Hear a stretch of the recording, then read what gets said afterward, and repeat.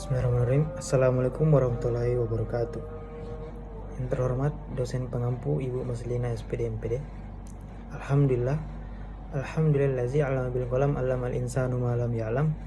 Wassalatu wassalamu ala asyrafil anbiya'i wal mursalin sayyidina Muhammadin wa ala alihi wa ashabihi ajmain, amma ba'd. Pertama-tama, perkenalkan, nama saya Lukman Prananda Hakim dengan NIM 200404052 Jadi pada kesempatan kali ini saya akan menjelaskan pertumbuhan dan perkembangan manusia dimulai dari masa kanak-kanak, berlanjut ke remaja, dan akhirnya mencapai dewasa. Pertumbuhan dan perkembangan manusia berlangsung melalui beberapa tahap yang dimulai dari masa kanak-kanak, remaja, maupun ke dewasa. Meskipun keduanya saling terkait, pertumbuhan lebih berfokus pada perubahan fisik yang dapat diukur, sedangkan perkembangan mencakup aspek psikologis dan sosial yang lebih kompleks. Selanjutnya, inilah contoh gambar atau foto pertumbuhan dan perkembangan manusia dimulai dari masa kanak-kanak sampai ke dewasa. Selanjutnya, masa kanak-kanak. Masa kanak-kanak dimulai dari usia 2 tahun hingga sekitar 12 tahun. Proses ini dibagi menjadi dua fase. Masa kanak-kanak awal 2-6 tahun. Nah, pada tahap ini anak mulai belajar mengendalikan lingkungan dan berinteraksi secara sosial. Mereka mengembangkan keterampilan dasar seperti berbicara, berjalan, bermain dengan teman sebayanya.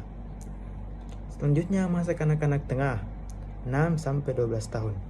Di fase ini anak mengalami pertumbuhan fisik yang signifikan dan mulai beradaptasi dengan lingkungan sekolah. Mereka belajar keterampilan akademis dasar seperti membaca dan menulis, serta keterampilan sosial lebih kompleks.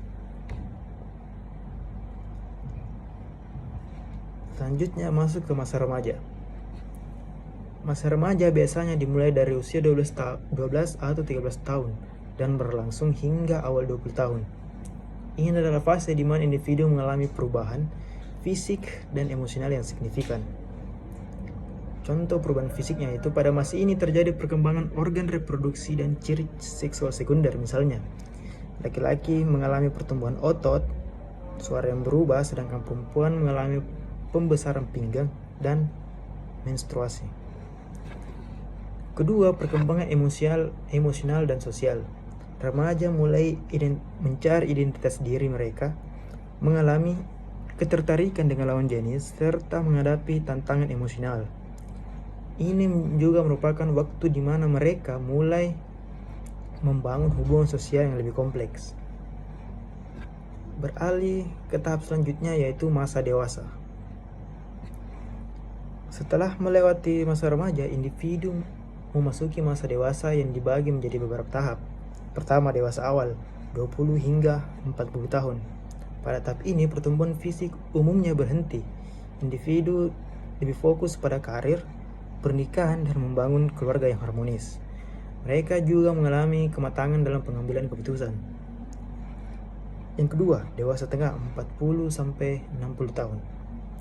Di fase ini, tanda-tanda penuaan mulai muncul. Individu mungkin menghadapi tantangan baru seperti perubahan dalam karir ataupun kesehatan. Kematangan emosional dan mental terus berkembang. Yang terakhir, dewasa akhir 60 tahun ke atas. Pada tahap ini, individu seringkali mengalami penurunan fungsi fisik dan mental. Mereka mungkin menghadapi masalah kesehatan yang lebih serius serta refleksi terhadap kehidupan mereka. Kesimpulan, pertumbuhan dan perkembangan manusia adalah proses yang kompleks dan berkelanjutan sepanjang hidup.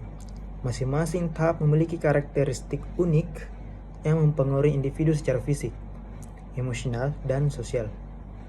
Memahami tahapan ini penting untuk mendukung perkembangan optimal di setiap fase kehidupan. Itu saja presentasi saya pada kali ini. Lebih dan kurangnya mohon dimaafkan. Syukron. Assalamualaikum warahmatullahi wabarakatuh.